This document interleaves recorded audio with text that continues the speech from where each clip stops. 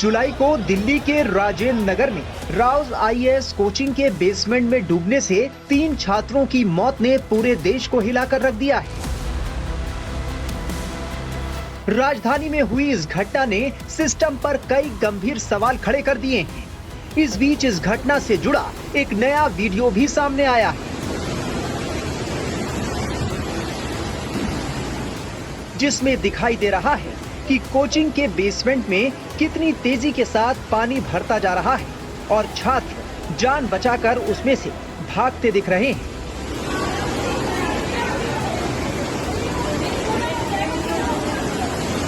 मरने वालों में 2 छात्राएं और 1 छात्र है, जिनकी पहचान श्रेया यादव, तानिया सोनी और नेविन डेल्विन के रूप में हुई। पोस्टमार्टम की प्रारंभिक रिपोर्ट में तीनों की पानी में डूबने से मौत की पुष्टि हुई है।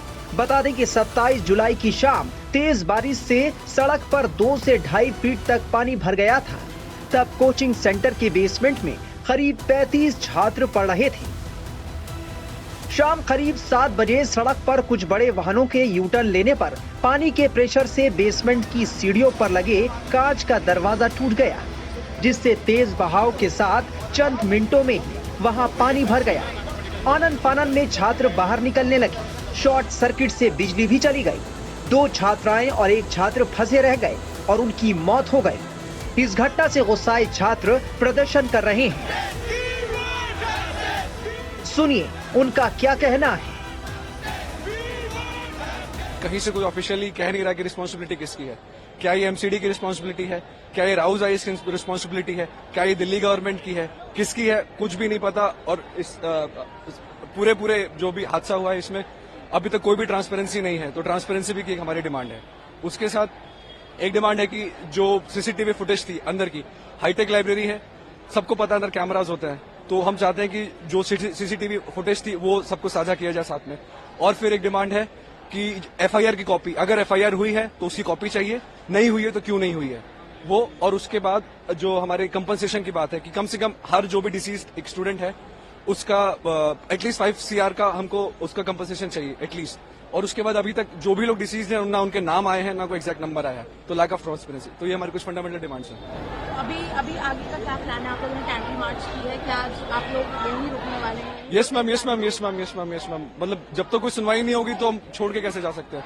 तो सुनवाई जब तक नहीं होगी हम यहीं पे हैं। हमने ये भी देखा कि कोई पॉलिटिकल पार्टीज के लोग आ रहे हैं, अगर शामिल भी हो रहे हैं तो आप लोग उनको मना कर रहे हैं, क्या वजह है? मैम पॉलिटिक्स में मान ली फॉर सपोज ए पार्टी का आता है तो फिर बोलेगा बी वाला वहां पे आ रहा है, ए बी आएगा बोलेगा ए है, तो फिर पॉलिटिकल मुद्दा हो जाएगा, हमारी बात से डाइग्रेस कर जाएंगे। तो हम नहीं चाहते, हम इस मुद्दे पे बात करना चाहते हैं। नेग्लिजेंस के कारण जितनी भी डेथ्स हुई है, एक तो उनका टोल जो है वो हम लोगों को रियल नंबर रिपोर्ट नहीं किया गया है। We speculate that the number which is reported is quite fake, so that हमारा जो आक्रोश है वो बंद रहे या कम रहे, हम ज़्यादा ना फटे।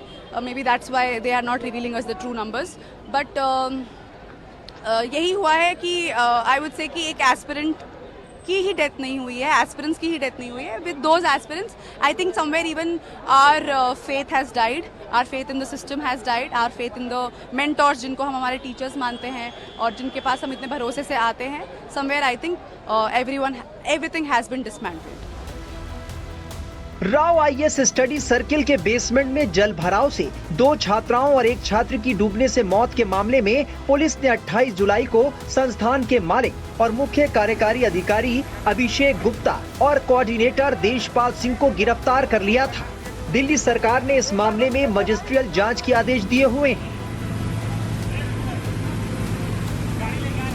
वहीं इस घटना के बाद जाकर अब एमसीडी जागी है और उसने राजेंद्र नगर और उसके आसपास 13 कोचिंग इंस्टीट्यूट के बेसमेंट को सील कर दिया है।